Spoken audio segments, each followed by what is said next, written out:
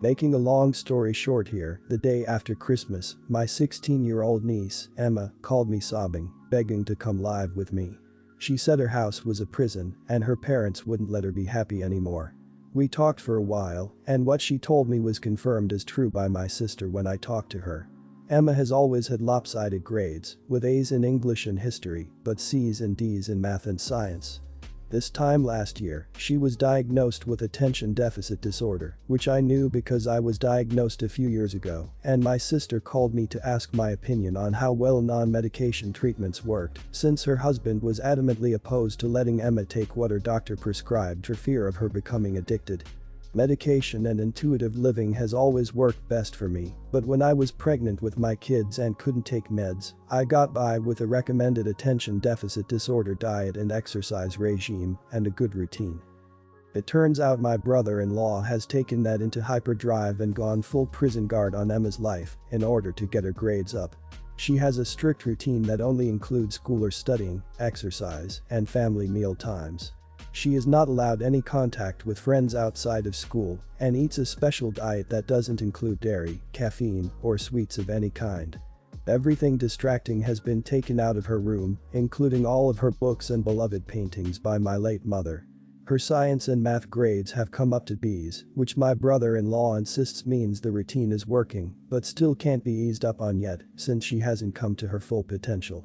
The incident that triggered her phone call, she stole her brother's phone while he was sleeping because she's not allowed a phone or unsupervised computer time, was her being banned from celebrating Christmas with the family since it would be a deviation from her routine. I feel like this has fallen into awful territory and has only gone on so long due to the current craziness. I got my sister on the phone and she broke down crying, saying that she's begged her husband to ease up, but that openly instituting a lighter set of rules or telling Emma to ignore him will absolutely lead to a divorce. She says she's weighed the options, and since her husband would definitely get 50-50 custody of the kids, spurring a divorce to get Emma out of brother-in-law's rules, 1.5 the time for the next 2.5 years of high school, isn't worth the kids being in a broken home and losing her kids 1.5 the time, especially with the other two still just 13 and 10. She said she'd work on him, but according to my nephew, my brother-in-law, has been even harder on Emma since he found out we talked. I think Child Protective Services and the school need to be aware of this, but my dad says it's not against the law to be strict, and my husband says I would be wasting resources calling them since it's not serious enough for the courts to get involved. I just don't know what else to do. I feel like Child Protective Services could at least get Emma real treatment. Why would her husband definitely get 50-50 custody? Surely, most judges would take the preferences of a 16-year-old teen into account, especially if she was very emphatic that she was miserable with her dad, and his awful treatment of her was literally the entire reason for the divorce. I don't think you'd be an idiot for calling Child Protective Service, so not the idiot, I just doubt it would result in anything changing. Worst case, the family eliminates contact with you. Not the idiot. Child Protective Service may handle it or they may not. That said, it's not a bad idea to document it if the situation continues to escalate. And if they would have handled it, you will regret not turning it in. It will either get closed at intake or it won't. As your sister, why the other two children are more important than the oldest. 2 years is still 2 years of mental anguish and prison-like conditions. If she won't stand up to him, she is guaranteeing that she won't be a part of her daughter's life once she's able to get out.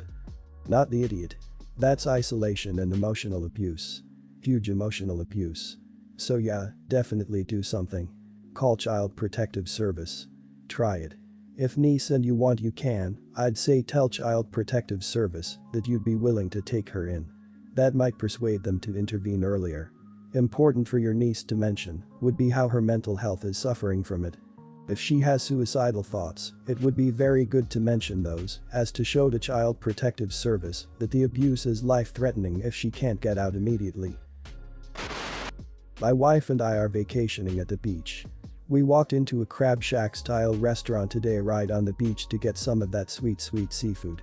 While we were waiting to be served after being seated, a family was seated next to us. It was a grandma, grandpa, and grandson. Grandson was around 7 or 8 years old and was immediately crying and yelling at ear-piercing volume at the grandparents about how he told them that he didn't want to eat here and didn't even want to come to the beach. The doting grandmother was trying to console him and was basically serving as a whipping post. The grandfather was silently eating and not engaging. At first, we ignored him as best we could, but he got progressively louder and louder and was frankly ruining our lunch. I was wearing prescription sunglasses indoors because I left my glasses at our chair by accident and I needed them to see. I was looking at the drink menu that was in this small plastic stand on our table, and as I was, the little kid loudly started accusing me of staring at him. Grandma politely asked me not to stare at him, and when I explained that I was reading the menu, she tried to explain to the kid in a it was just a misunderstanding type of way. The kid was having none of it and proceeded to accuse me of looking at him again about 5 minutes later. Once, he started accusing me of staring at him the second time. I started actually staring at him, and when he would have an outburst, I would just move my gaze slightly somewhere else and play dumb. I'm sure it was obvious what I was doing, but it was amusing and it was tormenting this entitled turd. At one point, when Grandma went to the bathroom and Grandpa was still engaged, the kid just turned in his seat and puffed up aggressively and said, "I'm not going to tell you to stop staring at me again." When he did that, I slid my sunglasses down my nose, winked at him over my glasses, and slid them back up, at which point he had a massive meltdown and asked his grandpa to make me stop.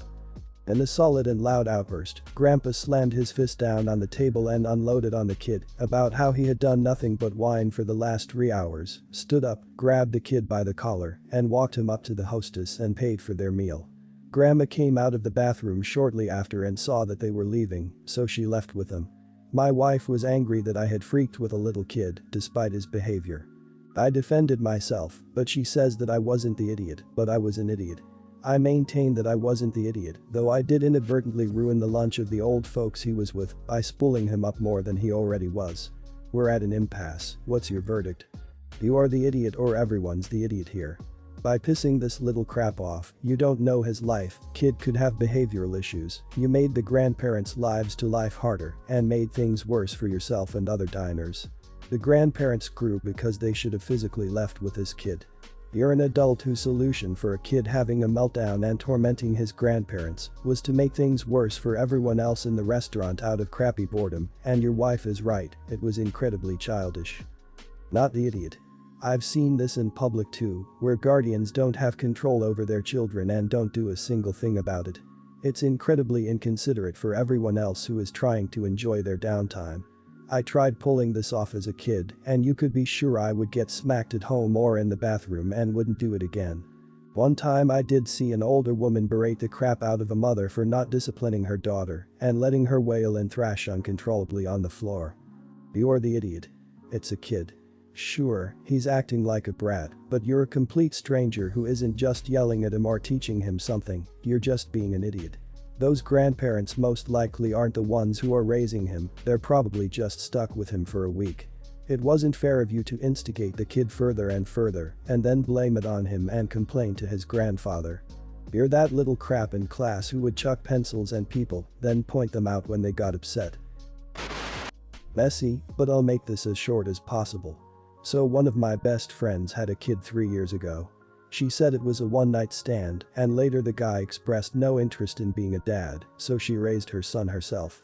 No one has ever seen this guy, not even me. The issue is this kid looks extremely like my husband, like to an insane degree. The hair color, eyes, face, everything.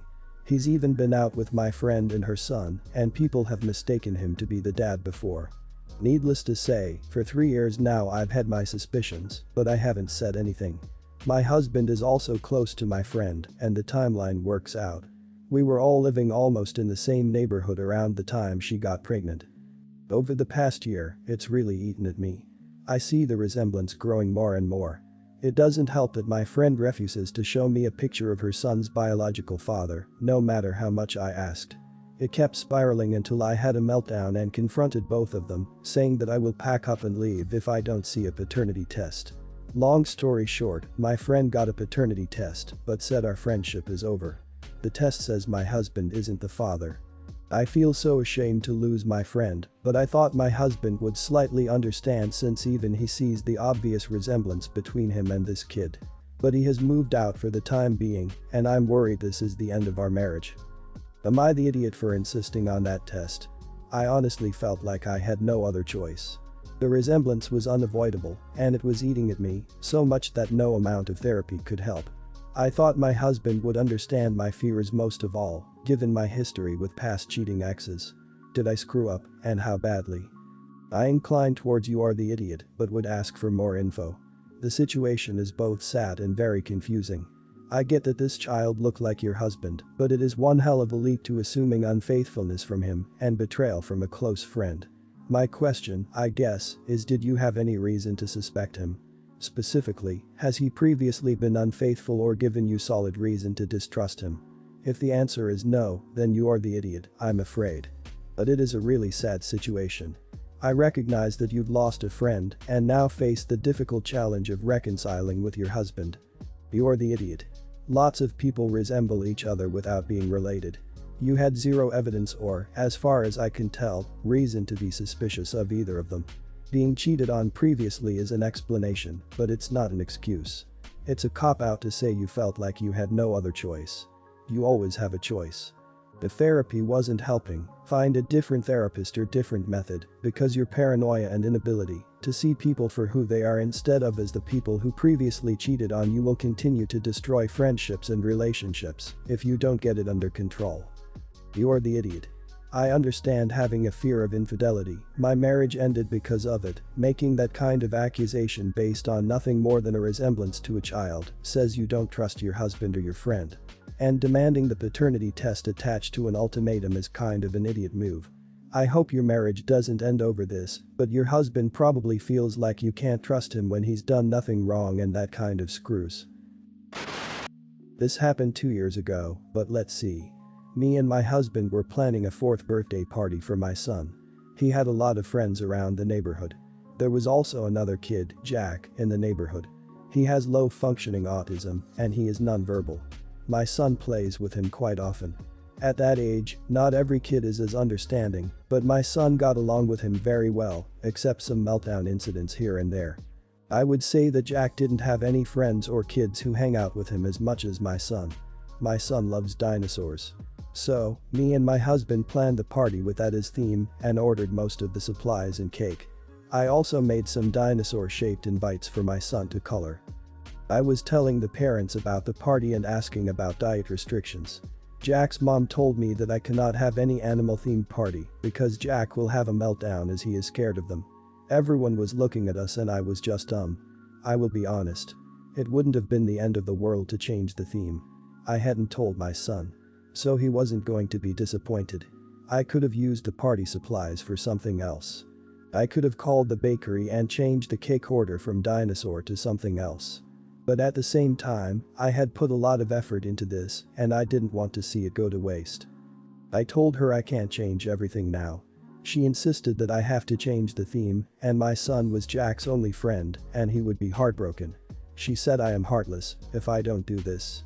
So, I offered her some alternatives. Maybe they can come over in the morning, I would bake a small cake that all of us can share. This also ensures that Jack can play with my son and enjoy time together, especially because Jack doesn't do well with crowds. She point-blank refused and said I either change the theme or they don't come. I also said no.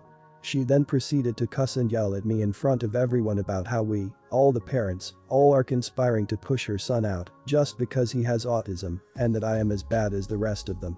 She thought that all of us had purposefully planned this to exclude Jack. Despite trying to explain, she never let me. After yelling some more, she left. She didn't attend that party and also refused to let my son see Jack. He was upset and asked a few times, but he is 4 years old, he forgot about it after some time. A few months after that, we moved and never really thought about this. She never even let them say goodbye to each other. So, am I the idiot here? Not the idiot. I understand her being frustrated and upset that Jack could not attend the party normally with everyone else, but it's kind of crappy of her to expect a 4-year-old's birthday to be changed around last minute. You offered her an alternative so that Jack could still be a part of the birthday celebration, and she didn't want to take it.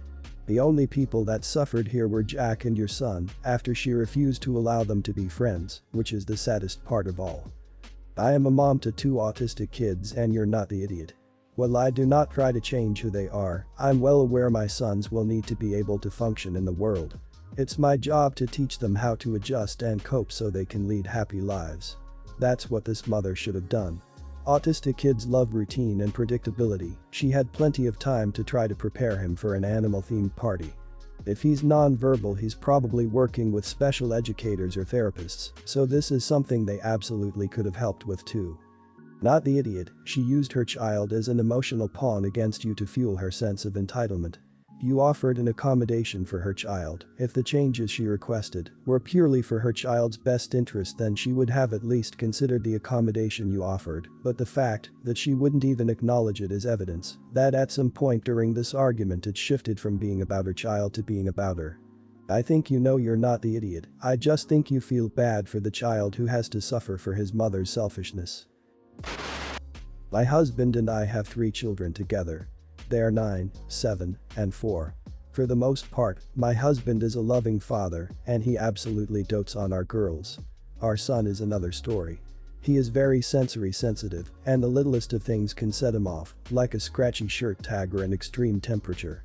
I have tried to educate myself on sensory issues and make accommodations for him, but my husband is not willing to do so. He thinks that I baby him and enable his bad behavior. There have been times my husband has insisted I force our son to stay outside despite his obvious discomfort in the heat, or make him take his shoes off at the beach, even though sand overwhelms him. Both times resulted in total meltdowns. Last weekend, we took a family trip and it was the last straw.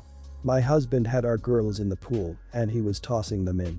They were laughing and having a good time. My son was in the shallow end with just his lower legs in the water, and my husband thought it would be funny to sneak up behind him and push him into the water. He was wearing a life vest, but the sudden feeling of his head going underwater and his hair becoming wet was too much for him. He was wailing, and I had to get him out of the pool. He had a complete meltdown that lasted for over 30 minutes. I took him back to the hotel room to calm him down, and my husband told me I shouldn't have done that. He said that he will never toughen up and stop being a baby if I keep running to his rescue. He yelled at our son for embarrassing him at the pool and refused to allow him ice cream later with the girls. I was furious at his behavior, so I got on Facebook and ranted about all the times our husband has favored the girls and made our son feel unloved. Now his mother and sisters are mad at him, and he's pissed at me for putting our private life on Facebook. Am I the idiot for publicly shaming my husband on Facebook for how he treats our son? Everyone's the idiot here. Being surprised and thrown into the water like that is not only wrong, it can be traumatizing, sensory issues or not. A half-hour meltdown is pretty typical for any 4-year-old thrown into that situation. Your son may have a hard time approaching swimming pools or bodies of water in the future. Your husband's lack of any awareness and compassion for your son's needs is concerning. You also are in the wrong for blasting this issue on Facebook. Facebook is not the platform to get familial issues fixed, but marriage and family therapy is. Everyone's the idiot here, but your husband is, obviously, more of an idiot than you, solely because of how he treats your son. But ranting on Facebook will only make him feel even more angry and embarrassed, and that anger is likely to be even more targeted at your son now. That was a bad move. Maybe you were hoping he'd be shamed into better behavior, but from the small window into your lives you have given us with your post, he doesn't seem like the type, and you probably already knew that.